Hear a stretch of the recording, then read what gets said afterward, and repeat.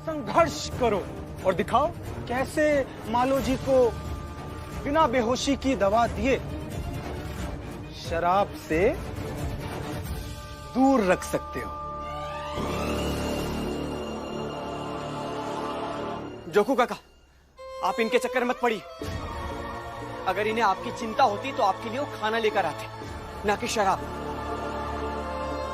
और ऐसे आपके ऊपर इल्जाम भी नहीं लगाते और ना समाज से ऐसे बहिष्कृत करते हैं आपको। जवाब दे सबको, क्योंकि आज हम किसी को जवाब नहीं देंगे। किसी ने ये रेखा पार करने की कोशिश की ना, तो हम ये शराब लेकर चले जाएंगे। नहीं नहीं, क्यों नहीं रेखा पार नहीं करेगा? नहीं तो हम फुलिया के कसम खाए के कह रहे कि हम दंगा मचा के डूब मरेंगे। कौन रेखा पार नहीं करेगा? जोकू काका, आप समझ क्यों नहीं रहे? लोग फंसा रहे हैं आपको। भीम, चुप रहा।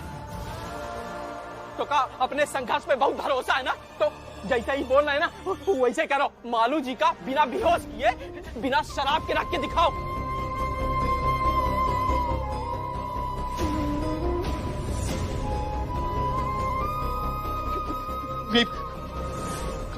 मुझसे नहीं बर्दाश्त हो रहा है।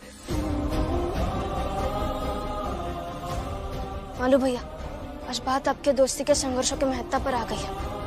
आज आपको बर्दाश्त करना ही होगा। भाभी, मैं बहुत कोशिश कर रहा हूँ बर्दाश्त करने की, लेकिन नहीं हो रहा। मैं क्या करूँ?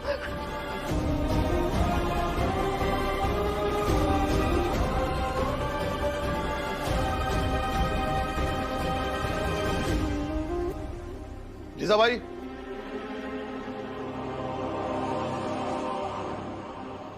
बाहर चलो, कुछ दिखाता हूं। क्या? चलो देखते हैं। टीम के संघर्षों की परीक्षा हो रही है, उसका नतीजा थोड़ी ही देर में निकलेगा। देखते हैं टीम जीतता या हारता है। नींद आ रही है मुझे। ये सब देखने में मुझे मेरा समय बर्बाद नहीं करना। जीजा भाई, देखना तो पड़ेगा ही। मन नहीं है मेरा भी मन नहीं था, लेकिन फिर भी मैं तुम्हारे साथ दरिया किनारे आया, तुम्हारे साथ घूमा, तुम्हारे साथ गोला खाया। इसलिए बिना मन के तुम्हें ही देखना पड़ेगा। हाथ छोड़िए। जीजा भाई, हाथ छुड़ाने की कोशिश मत करना, देखना तो पड़ेगा ही। ठीक है, चलो देखते क्या दिखाना चाहते हो। चलो। भूख लगी है। बैठो बैठो। खाना खाना। बैठो जोकू, हम अभी लेके आवत है खाना। अभी लावत है। खाए कर दे दो, आपको थोड़ी सी भूख लगी, बहुत भूख लगी हमको। जोकू काका, सब्र कीजिए, फुलिया काकी खाना लेकर आ रही है। बहुत भूख लगी हमको, बहुत भूख लगी हमको। दे दो। जोकू, रुक जाओ फुलिया।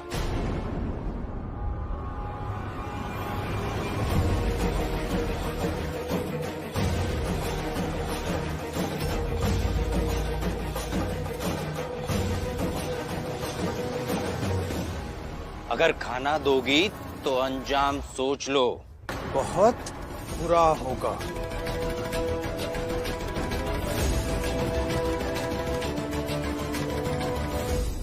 इन 4 दिनों तक इसकी जात का कोई भी आदमी इसे खाना पीना नहीं देगा, और जो भी इस सभा का फैसला नहीं मानेगा उसे हमेशा हमेशा के लिए समाज से बाहर कर दिया जाएगा। पति के साथ समाज से बाहर निकाल दिया जाना हमका मंजूर है, लेकिन पति के इसे भूखा देखना वो मंजूर नहीं है। तो फिर आओ ना, आओ, रेखा को पार करके आओ। हाँ, तो हम रेखा भी पार करेंगे, अपने पति को खाना भी खिलाएंगे हम।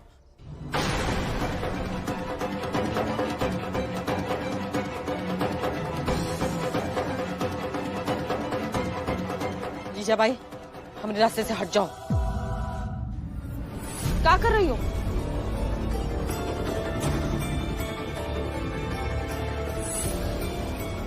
मसीहा बनते हो सबके। तुम्हारे बाबा कल रात को ही मुझे समझा रहे थे, भीम को संघर्ष की क्षमता पर बहुत भरोसा है। तो आगे बढ़ो और इस मुसीबत का सामना करो। तुम अपने समाज का उद्धार करने वाली बात करने वाले आदमी हो, तो ये खाने की थाली लेकर बाहर जाना, जोखू को खाना खिलाना, फिर जो सामाजिक दंड मिले उससे लड़ना, जूझना, ये सब तुम्हें करना चाहिए, फुलिया को नहीं।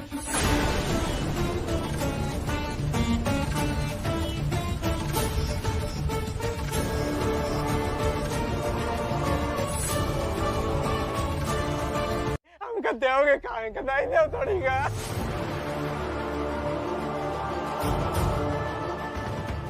इन 4 दिनों तक इसकी जात का कोई भी आदमी इसे खाना पीना नहीं देगा, और जो भी इस सभा का फैसला नहीं मानेगा उसे हमेशा हमेशा के लिए समाज से बाहर कर दिया जाएगा।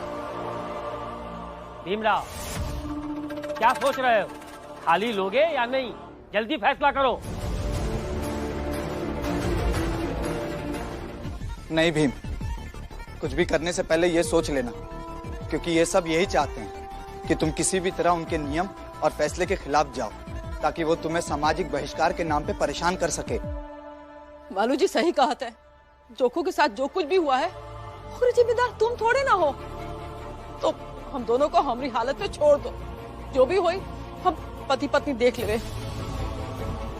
नहीं तो खाना हमका बहुत भूख लगी हमका।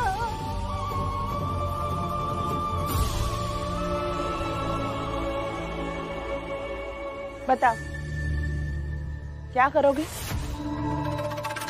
हिम्मत भी कितनी बार तोड़ पाएंगे वो लोग? हिम्मत तो फिर से जुट जाएगी, और मैं उम्र भर अपने जात के लोगों की हिम्मत को जोड़ता रहूंगा।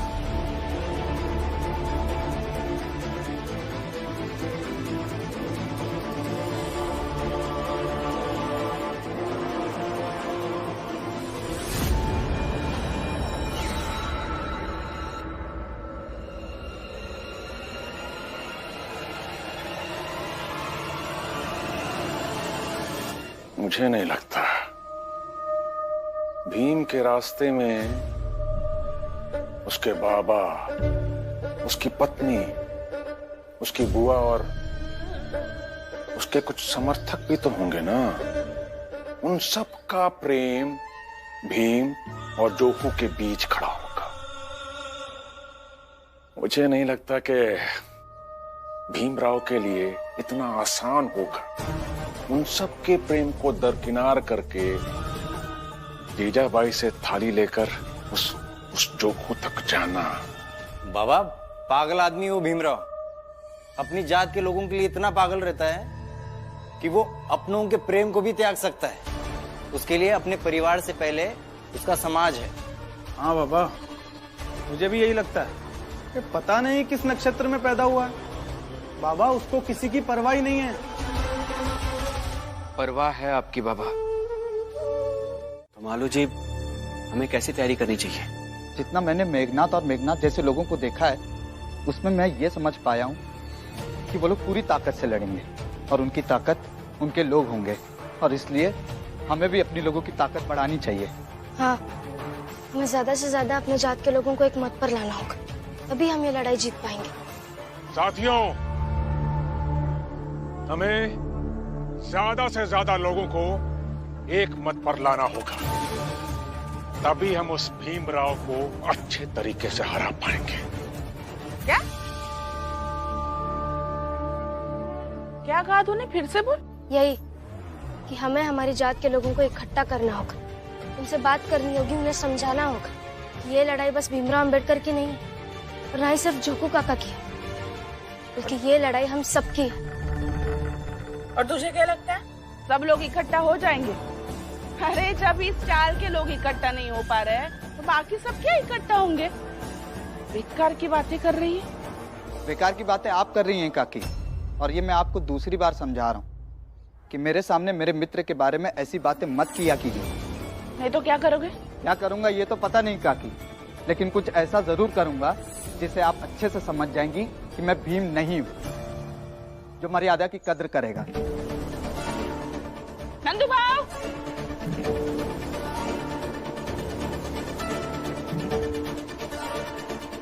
क्या हुआ जीजाबाई? ये आपका भाई मुझे तरीका सिखा रहा है।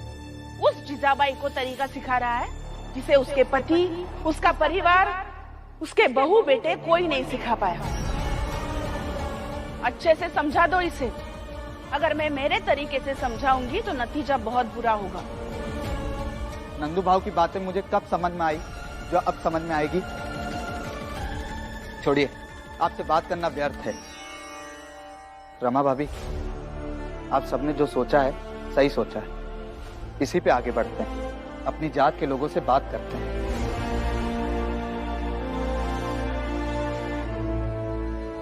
ये भीम दुनिया में पहला आदमी है जो खुद मुसीबतों को आमंत्रित करता है, लेकिन इस बार वो अपने हक की लड़ाई के कारण नहीं, बल्कि समाज की व्यवस्था का अपराधी बनकर फंसा है। इसलिए इस बार वो विजयी नहीं हो सकता, किसी भी हालत में विजयी नहीं हो सकता। देखूंगी मैं भी। जरूर देखिएगा।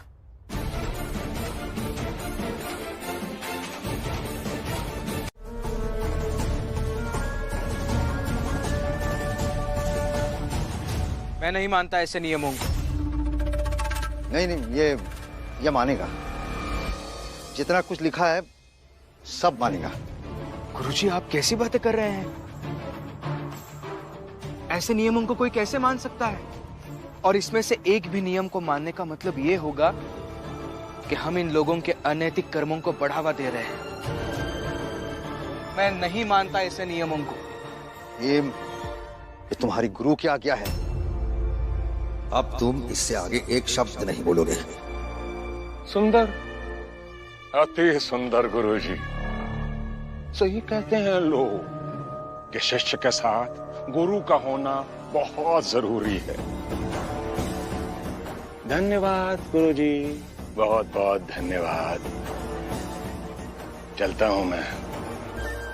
और याद रखना भीमराव, इस कागज में लिखे एक भी नियम टूटे तो सजा मिलेगी। वैसे देखा जाए तो तुम सबकी योजना बहुत अच्छी है, लेकिन ये योजना अपने जात के ज्यादा से ज्यादा लोगों तक पहुंचनी चाहिए और उनसे भीम और झोंकू के बारे में बात करनी चाहिए। आराम से।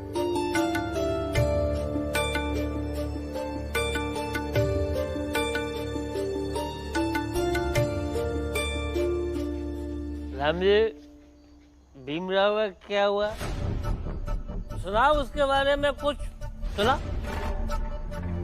राम जी इतना गंभीर बैठे अपने एक बेटे के साथ, तो इसका मतलब तो यही हुआ ना कि वो दूसरे बेटे के बारे में बात कर रहे हैं। गंभीर तो हो, मगर गर्व भी बहुत हो रहा है।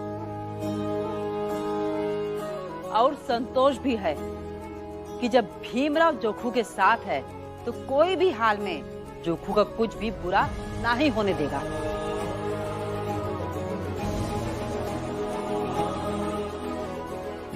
बहुत किस्मत वाले बाप को ऐसा बेटा मिलता है जो ऐसी लड़ाई लड़े।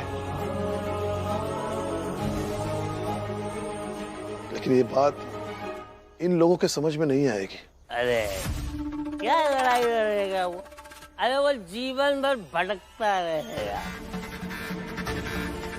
समाज से निष्कासित आदमी कितने दिनों तक जी पाता है कि ये भीमराव जिएगा? देखना एक दिन कहीं न कहीं ये भीमराव भी मरा हुआ मिलेगा। हितेश काका,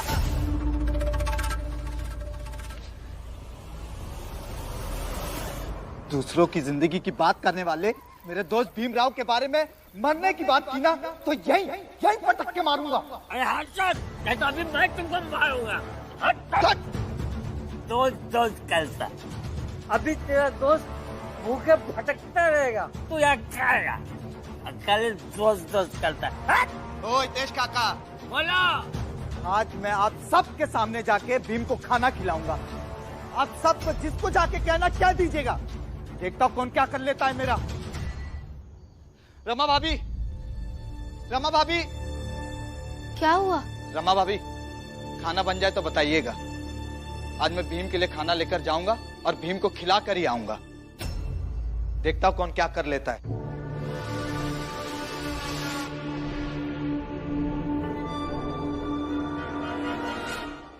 ये मौका सही हाथ लगा है। रास्ते में ही तुझे मार डालूंगा। आज तू मरेगा मालू जी। भीम तो इस चाल से निकल चुका है और इस चाल की तरफ से आज मालू जी के लाश के रूप में अपने समाज को कि तू कैसे भीम को खाना खिलाता है और ऊंची जात वालों से बचता है। देखना, बिल्कुल देखना। आज मेरी मित्रता की परीक्षा है तो मैं दूंगा और उसमें उत्तीर्ण भी होकर दिखाऊंगा। मालू जी, अभी ये समय भावुक होने का नहीं है, बल्कि हमें इस बात पर सोचना होगा कि अभी भीम को उनके चंगुल से कैसे छुड़ाया जाए। आनंद भाऊ, सब हो जाएगा। रमा भाभी, आप खाना बना दीजिए बस। मालू भैया, ऐसे जिद मत कीजिए ना आप। रमा भाभी, आपको मेरी कसम है, आज मैं सबको बताऊंगा कि भीम मेरे लिए कितना महत्वपूर्ण है। ठीक है, बनाती हूँ खाना।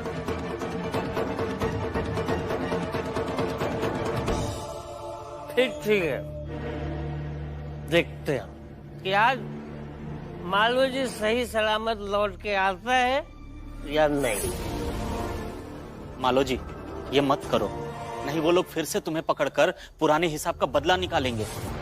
नंदू भाऊ, आप ना बहुत स्वार्थी इंसान हैं। जिस भीम की वजह से आज मैं जिंदा हूं, उसके लिए इतना भी जोखिम नहीं उठा सकता। मित्रता की परख में मैं पीछे रह जाऊं।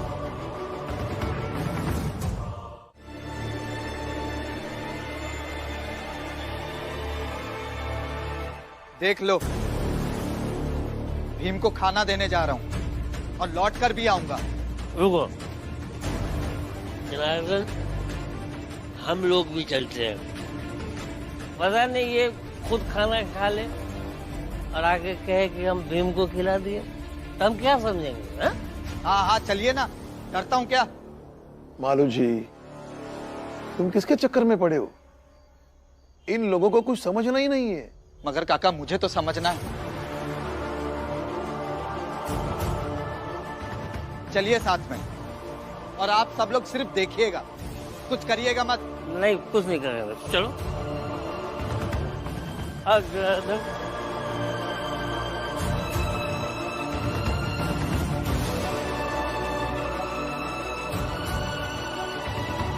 और सुनो, यहाँ से ना सीधे जाना, समझ रहे हो? और रास्ते में जो भी मिले उसे मारकर रास्ते से अलग कर देना। क्या करोगे? जो भी रास्ते में आएगा उसको मार के अलग कर देंगे।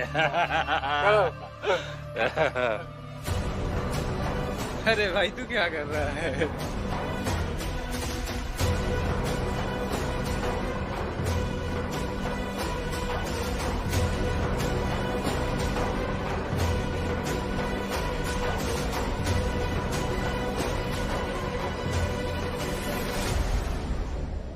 भाऊ, हमें यहीं रुकना चाहिए।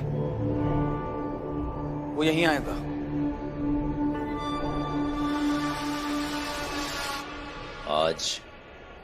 आज देखते कि वो मालू जी उस भीमराव को कैसे खाना खिलाता है।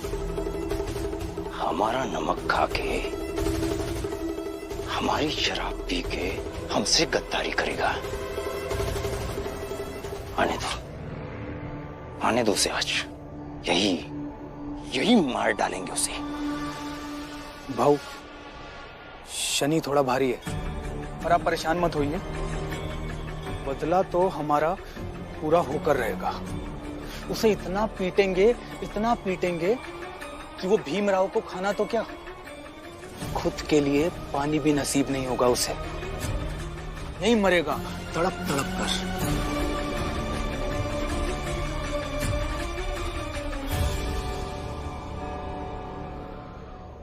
ये दोनों यहाँ क्या कर रहे हैं? इन्हें तो इस वक्त शराब की दुकान पर होना चाहिए था।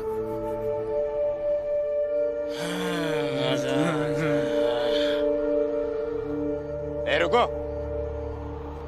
कहाँ जा रहे हो तुम दोनों? तुम होते कौन हो पूछने वाले? तुम्हारा जहाँ मन करेगा हम वहाँ जाएंगे। हट जाओ हमारे रास्ते से। दिमाग खराब हो गया? ज्यादा पी लिए क्या? होश में तो हो? मालिक है हम तुम्हारे। तुम्हें शराब की दुकान पर निगरानी के लिए रखा था और तुम शराब पीकर हमसे जुबान लड़ा रहे हो। ये लोग ऐसे नहीं मानेंगे। ये लोग ऐसे नहीं मानेंगे।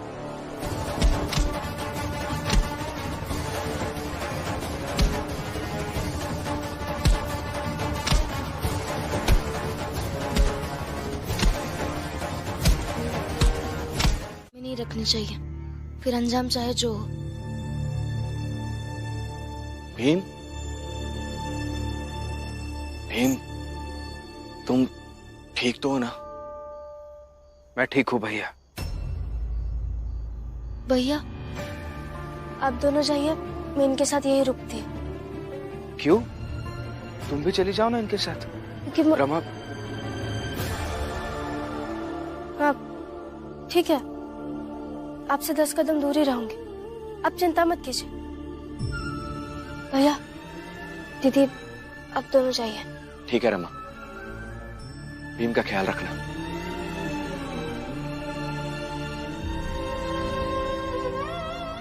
ऐसा क्यों किया तुमने? क्यों नहीं गई उनके साथ? कितनी रात हो गई है। रात तो आपके लिए भी बहुत हो गई है ना। रमा तुम मेरी बात। क्या रमा रमा, नहीं जाऊंगी। आप चलेंगे तो आपके पीछे पीछे 10 कदम चलूंगी, और अगर बार बार जाने के लिए कहेंगे ना तो लड़ूंगी आपसे। लेकिन मुझे ये बताओ कि यहाँ रुककर करोगी क्या? बातें करूंगी, पर वहाँ चाल में मेरा मन नहीं लगेगा।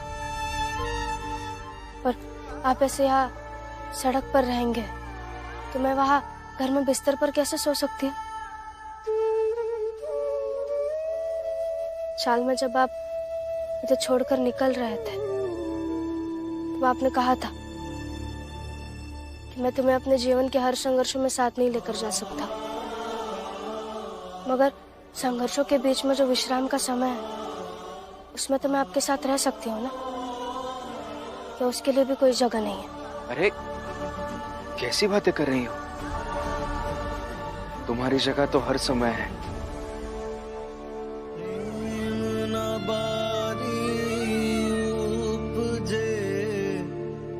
प्रेम न हाट बेकार, राजा प्रजा जो ही रुचे, सुस देही ले जा। और मैंने जब यहाँ बैठना चाहा तब आपने भी मुझे नहीं रोका।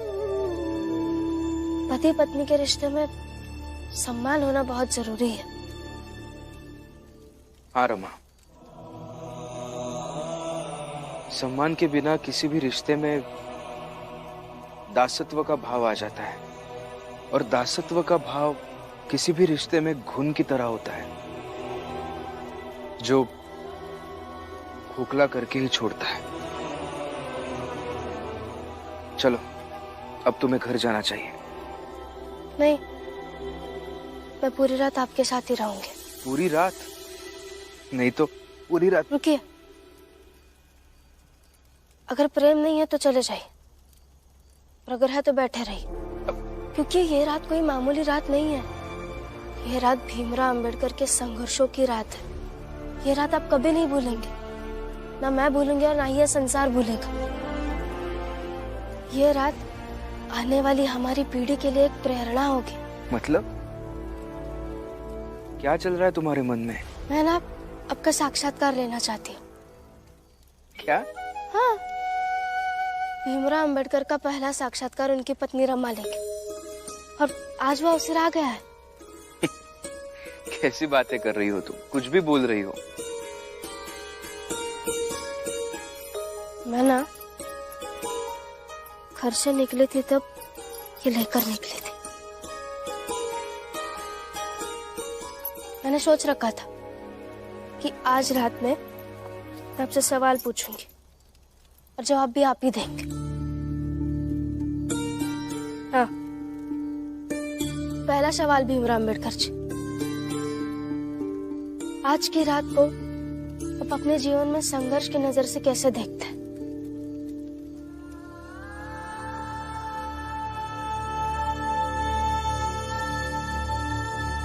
बताइए ना। मेरे जीवन में सबसे कमजोर 2 क्षण रहे हैं। एक क्षण वो था जब मेरी आई भीमाबाई ने मेरे सामने दम तोड़ दिया,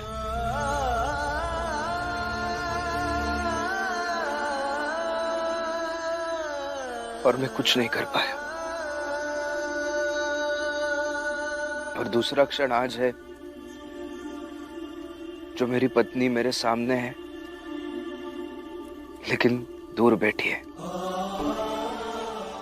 चाहकर भी मैं उसके पास नहीं जा सकता। बाबा छोटे को पिटवाया, महिपाल को। बाबा मैं उससे छोड़ूंगा नहीं, जान ले लूंगा मैं उससे। शिशुपाल शांत हो जाओ, शांत हो जाओ। अपने गुस्से को काबू में रखना सीखो। अगर मैंने मान भी लिया कि तेरा अंदाजा सही है, तो भी कैसे साबित करेगा कि वो मालोजी ही था? बेटा, जो बात साबित नहीं कर सकते उस पर विचार करने का कुछ फायदा नहीं।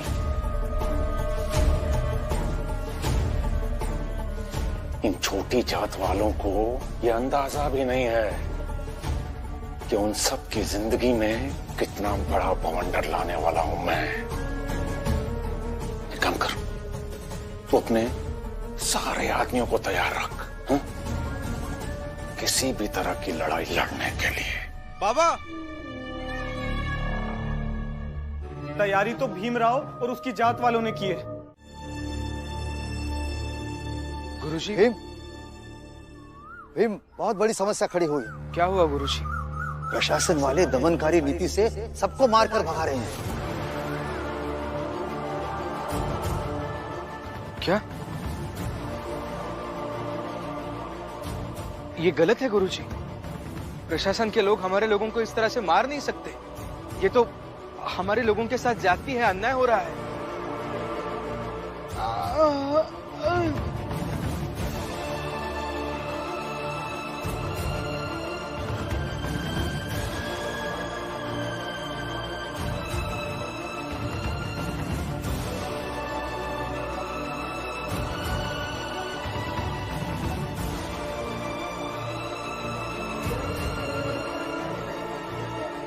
बस भाई, यहीं बैठ जाते हैं।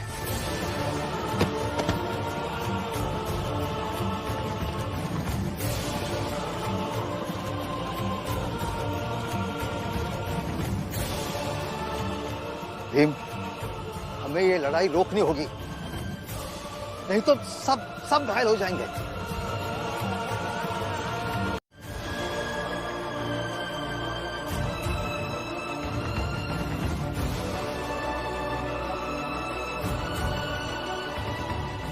भीमराव, मैं यही हूं और देखता हूं कि तू क्या करने वाला है अब।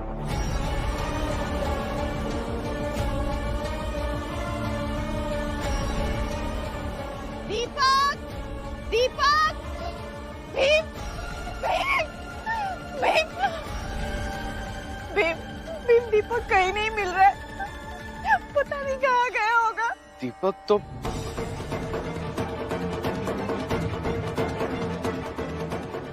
दीपक यहाँ नहीं है। कहाँ है दीपक? मुझे क्या पूछ रहा है? जाके ढूंढ। काकी आप घबराइए मत, आइए ढूंढते हैं दीपक को।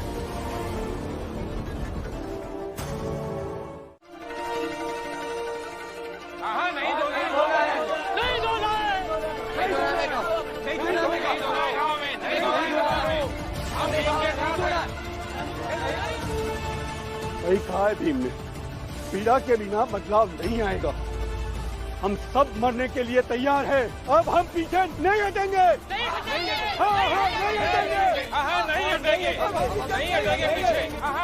नहीं हटेंगे। हाँ जाओ फिर, आगे बढ़ो और तब तक मार खाओ जब तक तुम सब मर नहीं जाते। जीजा भाई, दवा तो मेरे लिए लाई थी ना, लेकिन देखो सब उठकर फिर से लड़ने के लिए तैयार हो गए।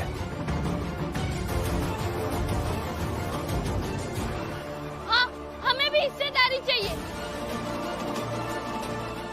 अब तो बच्चा भी हिस्सेदारी मांगने लगा है। नहीं जीजा भाई, मुझे दवा नहीं लगवानी है। अजीब नहीं है आप? वहाँ मुझे घर में आप हिस्सा नहीं दे रहे हो और यहाँ आपको हिस्सेदारी चाहिए। जीजा भाई, कुछ और नाटक सोच के रखो, तब तक मैं इनके साथ एक बड़े काम को अंजाम देकर आता हूं।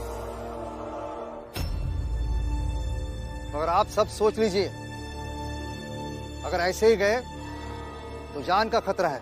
अब हम जान देने से नहीं डरते। नहीं डरते, नहीं डरते, नहीं डरते, नहीं डरते, नहीं डरते, नहीं डरते। लेकिन मैं तो डरता हूं ना।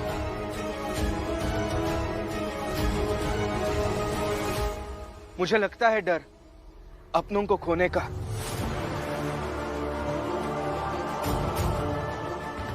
देखिए, हम अपनी बात मनवाने का रास्ता बदलेंगे।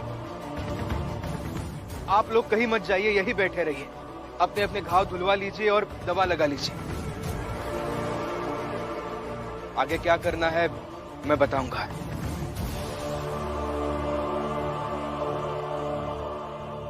क्या करने वाला है भीमराव? आप ऐसे ही पूछेंगे और मैं बता दूंगा क्या करने वाला हूं। सोचिए, नहीं तो देखिए, देखिए आगे क्या होता है। रमा, सबके घाव धुलवा कर दवा लगा दो।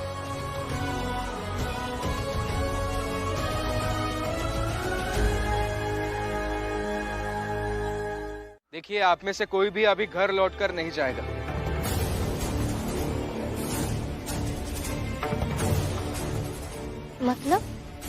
मतलब हम प्रशासन से और प्रशासन के लाठी डंडे से सीधे सीधे मुकाबला नहीं कर पाएंगे, तो हम घर नहीं जाएंगे, बस ऐसे ही रास्तों पर भटकते रहेंगे। लो, और एक महान बात की है आपके भीम ने।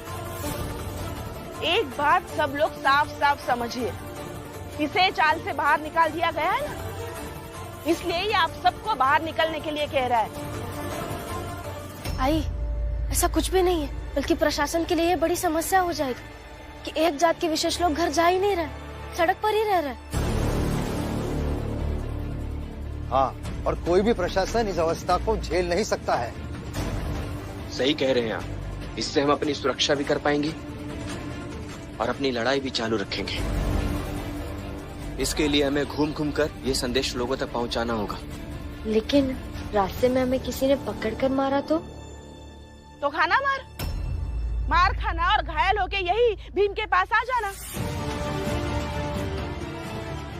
फिर यहाँ तो गर्म पानी भी है, जख्म साफ करने वाली रमा भी है। कोई किसी को नहीं मारेगा। पहले उनकी पूरी बात तो सुनिए। आधी अधूरी तैयारी के साथ आपको कुछ कहने को नहीं कहेंगे। आप बताइए। देखिए, अगर रास्ते में कोई आपको मारने आए तो आप उन्हें उनका नाम पूछ लीजिए। एक बार पूछने से नहीं बताया तो 2 बार पूछ लीजिए, 3 बार पूछ लीजिए। गुस्से में आकर वो अपना नाम बता ही देंगे। फिर नाम सुनने के बाद आप ऐसा कहिए कि मैं अभी के अभी गवर्नर हाउस के बाहर जाकर बताऊंगा कि आप मुझे मारने आ रहे थे। ये सुनकर वो जरूर डर जाएंगे, क्योंकि तब आप अपने अधिकार की बात कर रहे होंगे। क्योंकि ये हमारा अधिकार है कि कोई भी व्यक्ति हमारे साथ ज्यादती नहीं कर सकता।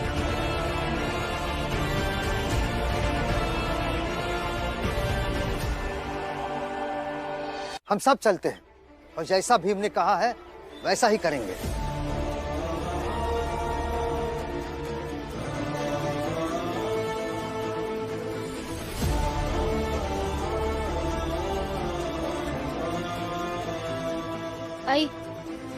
आप चल वापस चले जाइए, क्योंकि मुसीबत के समय मेरे पति जो बताएंगे उस पर आप अमल नहीं करेंगे, और यह खतरा बहुत है। मर जाना पसंद करूंगी, लेकिन भीम के बताए गए तरीके को नहीं अपनाऊंगी।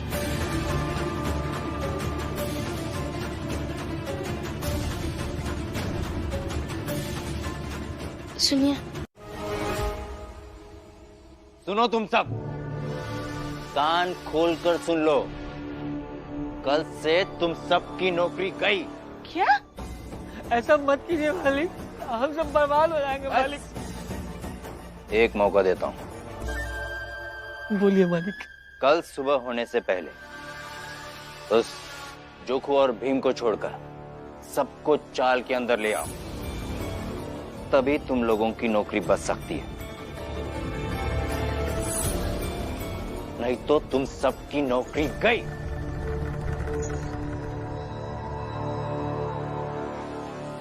शिशुपाल के धमकाने के बाद ना ये हितेश, जनार्दन, मनोहर और वो जीजाबाई, ये सब लोग जाएंगे उन चौल वालों के पास उन्हें घर वापस लाने। इससे थोड़ी तो कमजोर पड़ेगी उस भीमराव की लड़ाई, क्या बोलते हैं? उसके अलावा हमारे बाकी लोग उन चौल वालों के घरों पर जा रहे हैं। जितने भी लोग बैठे हैं ना भीमराव के साथ धरने पर, उन सब के घरों का सामान चोरी कर रहे हैं। बहुत जल्दी ये खबर भी पहुंच जाएगी उस भीमराव और उनके लोगों के पास। धीरे धीरे रे मना, धीरे सब कुछ होय, माली सींचे सौ घड़ा, ऋतु आए फल होय।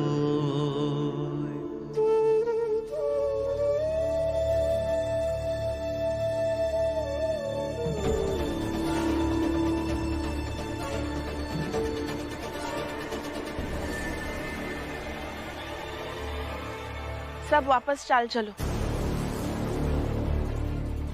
हाँ, यहाँ रहकर सबकी मुसीबत क्यों बढ़ाना? चाल चलो वापस। हाँ हाँ चलो, सब वापस चलते हैं। नहीं तो हम सब की नौकरी शिशुपाल खा जाएंगे। चलो।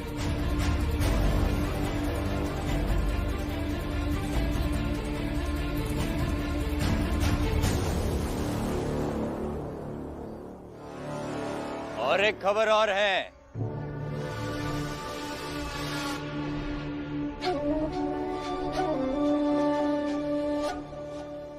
जो जो यहाँ बैठा है उन सबके घर में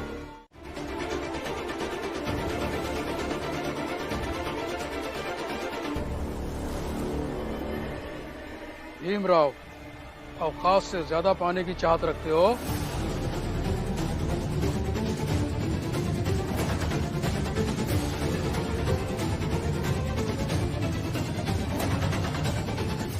साहब ने कुछ पूछा है, जवाब दो। पहले ये तो पता चले कि सवाल पूछ कौन रहा है, एक सरकारी अधिकारी या ऊंची जात का एक व्यक्ति? क्या फर्क पड़ता है?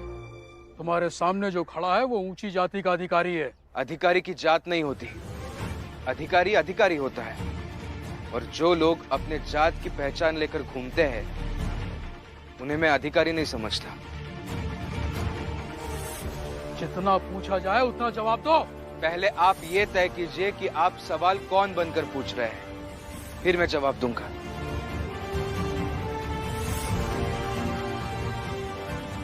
अधिकारी बन के पूछ रहा हूँ, क्या चाहते हो? अपनी मांग बोलो। मांग नहीं, हक। हक इस बात का कि जब भी इस समाज में हमारी जात से संबंधित फैसले लिए जाएंगे तब उन फैसलों में हमारी भी हिस्सेदारी हो।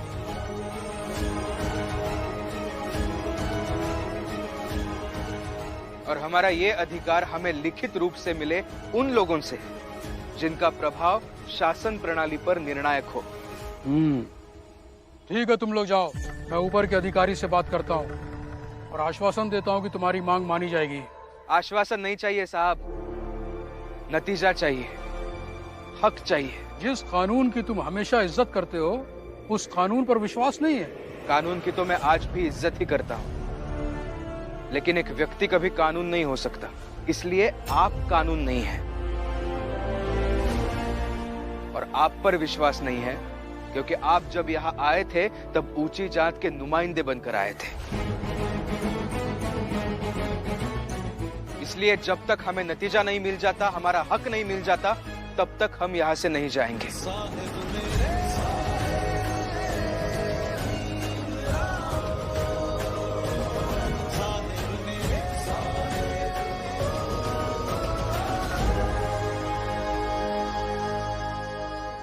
मामूली हो, बातें इतनी बड़ी बड़ी ना करो कि प्रशासन तुम्हारी आवाज सुनने के बजाय तुम्हें गूंगा बनाने का फैसला कर ले। अपने हक की बात करने वाला व्यक्ति कभी मामूली नहीं हो सकता साहब। और अगर मैं इतना ही मामूली होता तो आप जैसे बड़े अधिकारी यहाँ मुझसे बात करने क्यों आते हैं? पति भूखा तो पत्नी भी भूखी। हाँ, और अगर मेरा भाई भूखा तो मैं भी भूखा।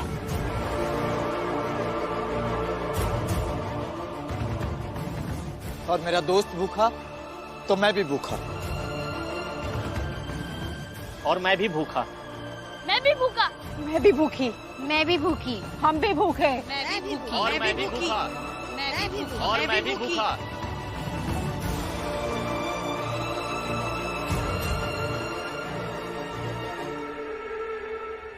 मेरा बेटा भूखा तो मैं भी भूखा। मेरी बहू भूखी तो मैं भी भूखा। मेरे जात के लोग भूखे तो मैं भी भूखा। कबीरा सोई पीर है जो जाने पर पीर, जो पर पीर न जानही, सो का पीर में पीर। बाबा,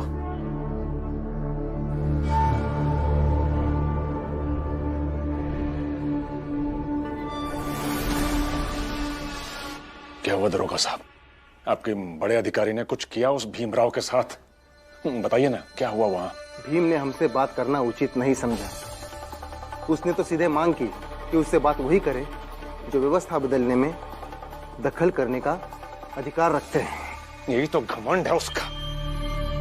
उसके इसी घमंड को तो तोड़ना है बाबा। हाँ बेटा, वो तो सब बात में देख लेंगे। पहले तो अब ये इंतजार कीजिए कि अधिकारी जो उनसे बड़े अधिकारियों के पास भीम और उसके जात से संबंधित समस्याओं से जुड़ी बात करने गए हैं, वो क्या फैसला लाते हैं। अब तो सब उन पर ही निर्भर करता है। मतलब हमारे हाथ में अब कुछ नहीं है? नहीं जीजा भाई, हम तुम्हारी नौकरी के लिए कुछ नहीं कर सकते। कल भी समझाया था, अब भी समझा रहा हूं।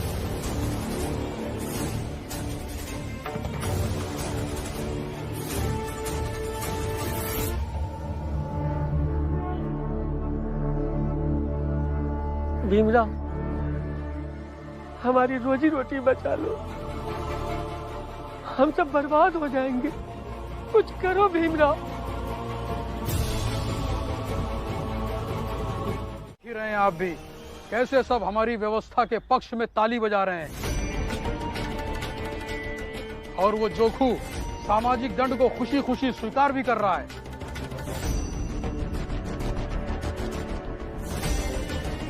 बस दिक्कत तो सिर्फ इस भीमराव की है।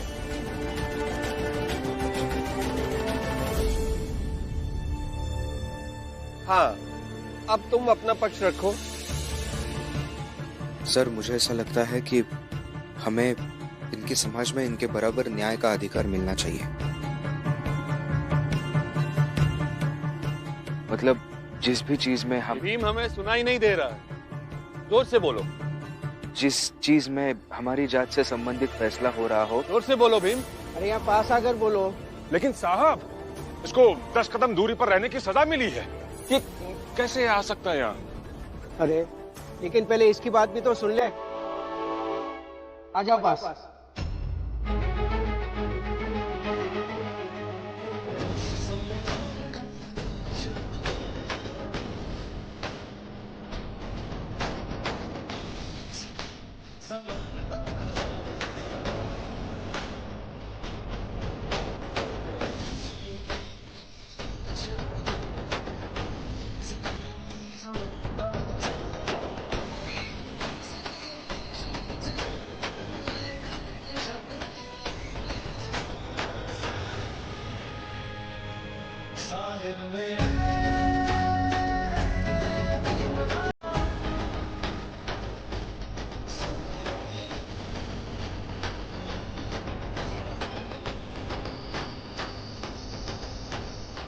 बोलो सर, अब मैं क्या कहना चाह रहा हूँ सुनाई दे रहा है आपको?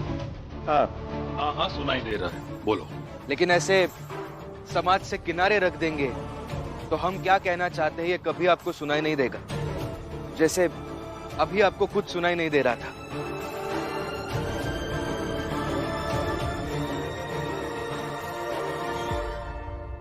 ए भीम, वहां से धीरे बोल रहा था और यहाँ आकर तेज बन रहा है। यही तो गुस्ताखी है। हम थोड़ा बोलना चाहे तो आपको लगता है हम ज्यादा बोल रहे हैं और हमें धीरे बोलना चाहिए। फिर आपको लगता है कि हम ना ही बोले तो ज्यादा अच्छा है। और एक दिन आप हमें समाज के किनारे खड़े कर देते हैं ताकि हमारी आवाज किसी तक पहुंच ना पाए।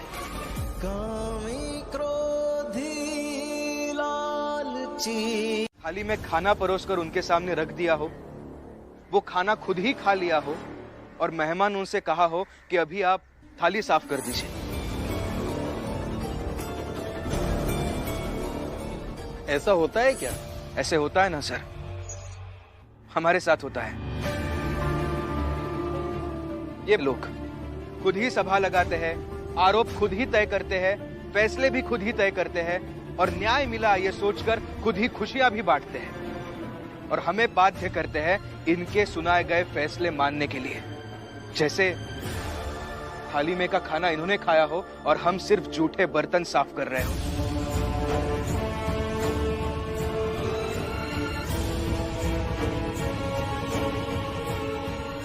भीमराव, आधारहीन बातें मत करो। आरती नाम की एक लड़की थी हमारे चाल में। ये शोभा काकी है। शोभा काकी आगे आइए। इनकी छोटी बहन।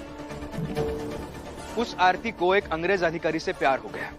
अंग्रेज अधिकारी को आरती से प्यार नहीं हुआ, लेकिन इसके बावजूद आरती उस अधिकारी के बच्चे की मां बन गई। और फिर इन समाज वालों ने आरती को बदचलन और चरित्रहीन कहना शुरू कर दिया और इनकी बातों की वजह से उस आरती को हमें और हमारी चाल को छोड़कर जाना पड़ा।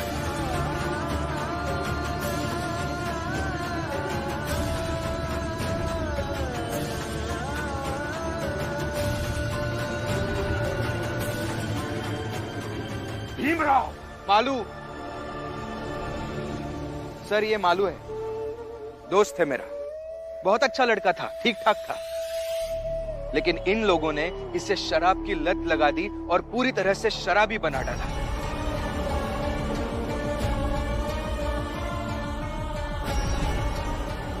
ये हमारे जोखू काका, ये भी अच्छे थे। हमारी चाल में इनकी एक दुकान भी थी, लेकिन इन्होंने दारू की दुकान खोलकर उस दारू की दुकान में इन्हें काम पर रख दिया और फिर इन्हें भी मालू की तरह शराब की लत लगा दी और पूरी तरह से शराबी बना डाला। और फिर एक बार शराब की लालच देकर इनसे चोरी करवाई और फिर उसके बाद सभा लगाकर उस सभा में इन्हें झूठा साबित किया और 4 दिन तक चाल से बाहर रहने की सजा सुना दी।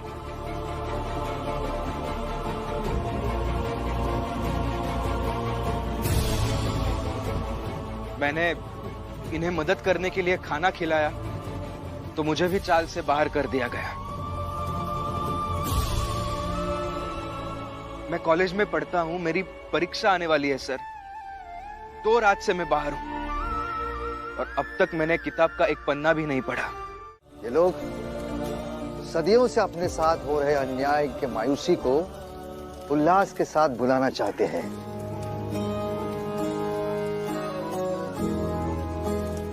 इन्हें भुलाने दो, मनाने दो भीम। और भीम, तुम्हें इनका प्यार नहीं संभालना है, बल्कि इनके लिए काम करके, इनकी लड़ाई लड़कर इनकी जिंदगी बदलनी है। यही इनके प्यार की चुकाई जाने वाली कीमत है भीम।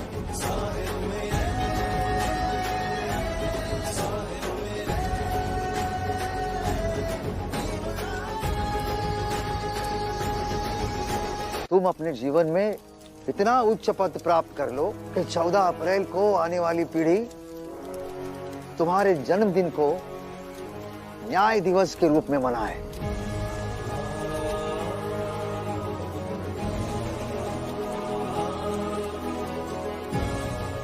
और भीम, तुम हजारों साल नहीं, तब तक लोगों के बीच याद किए जाओ, उनकी स्मृतियों में रहो, उनके जीवन में रहो, जब तक ये मानव जाति रहेगी।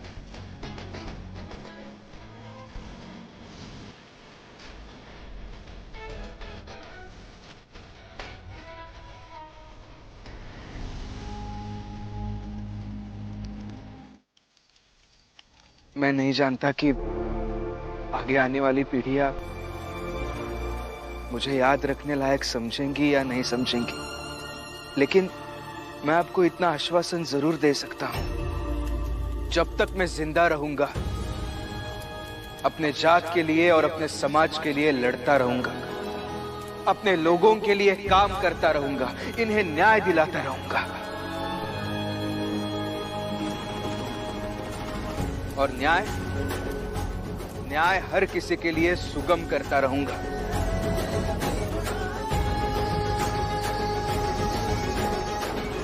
भीमराव, तुम क्या न्याय की बात करोगे? तुम तो बस अपने मतलब की बात करते हो। 4 लोगों की नौकरी छीनने वाला आपका ये भीम बाकी 4 लोगों के हक के लिए लड़ने की बात कर रहा है। ये तो समानता नहीं हुई।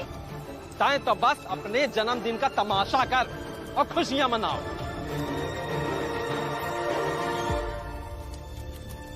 अभी तुम लोगों की भीम के साथ दिक्कत है, इसीलिए तुम लोगों को समझ में नहीं आएगा कि भीम ने तुम लोगों के लिए क्या किया है। लेकिन एक दिन आएगा जब तुम सबको इसका एहसास होगा, और तब देखना तुम्हारे साथ ये पूरा देश भीम का जन्मदिन मनाएगा।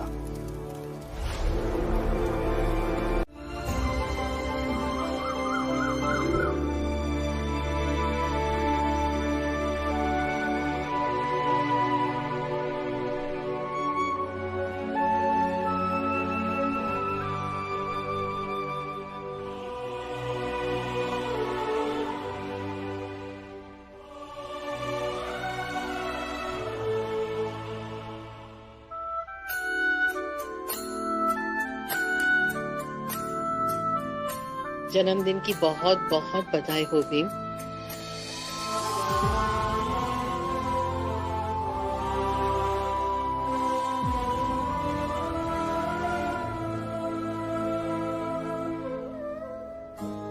मैंने तो पहले ही इसका नाम सोच रखा है।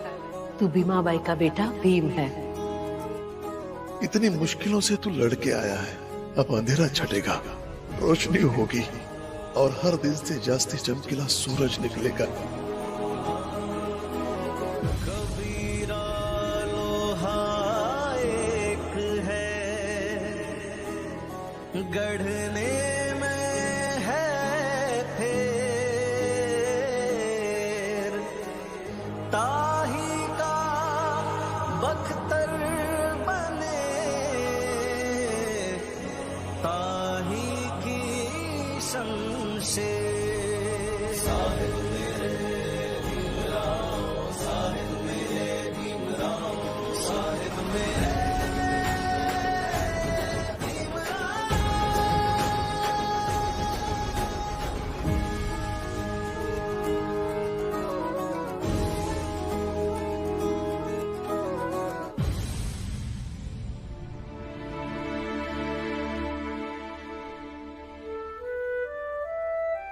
सुनिए, जरा इधर आइए ना, जल्दी आइए।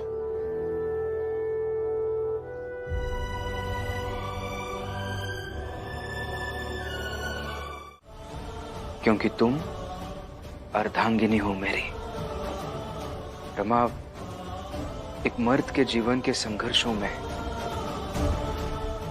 पूरे संसार वाले एक तरफ और उसकी पत्नी एक तरफ होती है।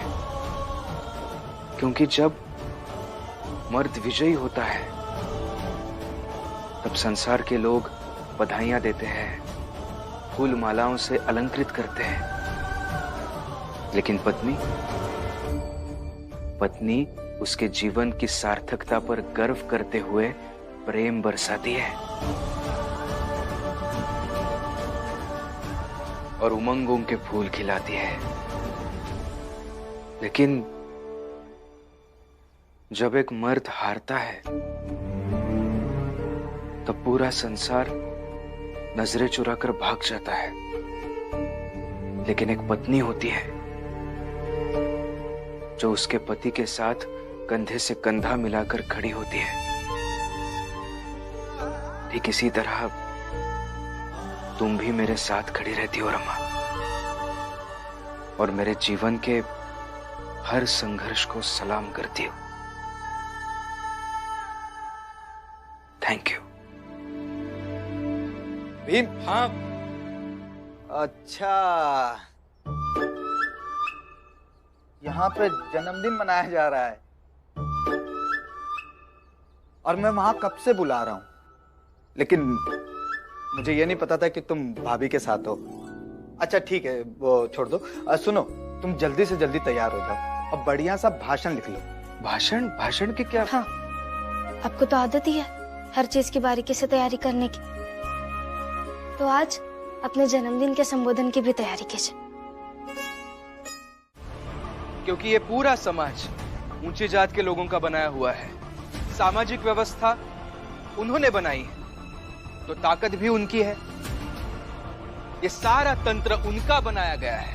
तो अगर इस समाज में रहकर हमें कुछ बनना है, हमें कुछ बनाना है, तो हमारी एकता हमारी सबसे बड़ी ताकत होनी चाहिए।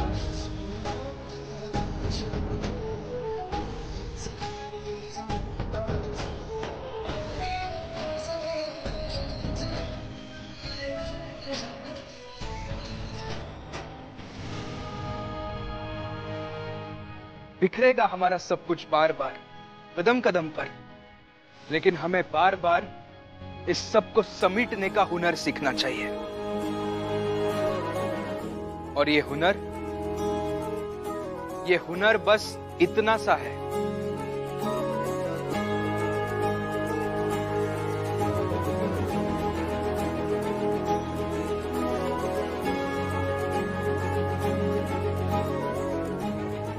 मैं, आप, हम सब इन अलग अलग उंगलियों की तरह हैं, लेकिन जैसे ही इन उंगलियों को मिलाया जाए तो बनता है हम। और आज के बाद हमें हम बनकर जीना है।